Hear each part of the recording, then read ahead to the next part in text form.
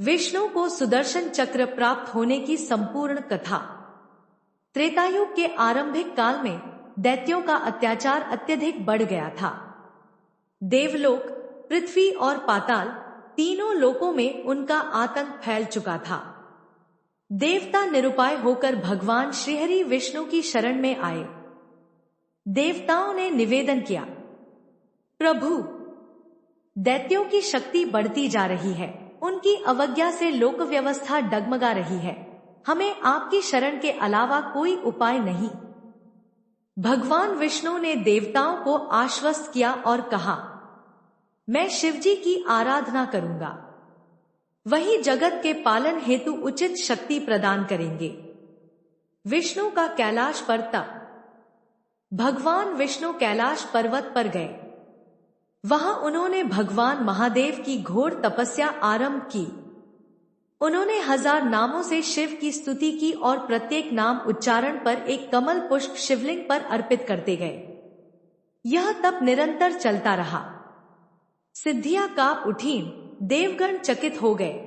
महर्षि विस्मित हो गए कि विष्णु जैसी परम विभूति भी शिव के चरणों में इतनी तन्मयता से तप कर सकती है। शिव की परीक्षा। भगवान शिव, जो योगियों के योगेश्वर हैं, विष्णु की भक्ति की परीक्षा लेना चाहते थे। उन्होंने अपनी माया शक्ति से विष्णु द्वारा लाए गए 1000 कमलों में से एक पुष्प छिपा दिया। जब विष्णु ने अंतिम पुष्प उठाने के लिए हाथ बढ़ाया तो उन्हें एक पुष्प कम मिला। उन्होंने चारों ओर बहुत खोजा, किंतु फूल नहीं मिला। विष्णु विचार करने लगे, मेरा एक नाम कमलनयन है। यदि पूजन के लिए एक कमल कम है तो मैं स्वयं अपना नेत्र ही अर्पित कर दूं।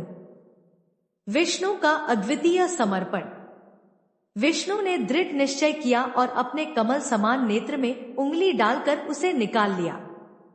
वह नेत्र वे शिवलिंग पर उसी श्रद्धा और प्रेम से अर्पित करने लगे जैसे किसी पुष्प को अर्पित किया जाता है।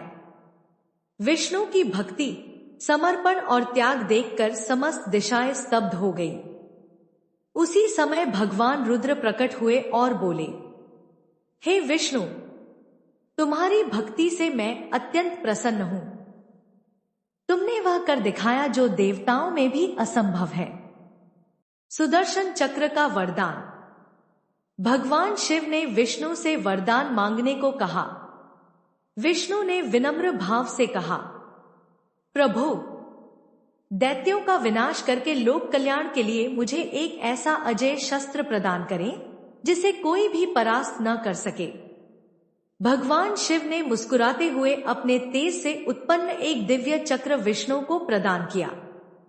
यह वही चक्र था जो अपने आप में अग्नि, वायु, सूर्य, अग्नि और त्रिदेवों के तेज से बना था। शिव बोले, यह मेरा सुदर्शन चक्र है। यह अपराजेय, वेगवान और सर्वत्र विजय है। इसका तेज किसी से नहीं रुकेगा। विष्णु ने आदरपूर्वक इसे स्वीकार किया और महादेव के चरणों में प्रणाम किया। दैत्यों का विनाश। सुदर्शन चक्र प्राप्त करते ही विष्णु देवलोक पहुंचे।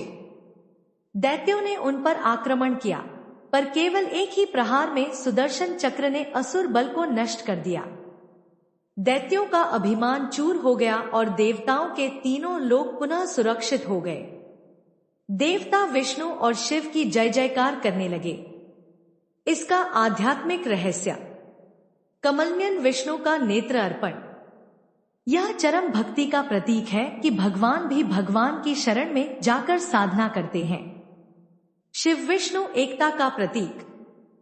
यह कथा बताती है कि शिव बिना विष्णु अधूरे, विष्णु बिना शिव अधूरे।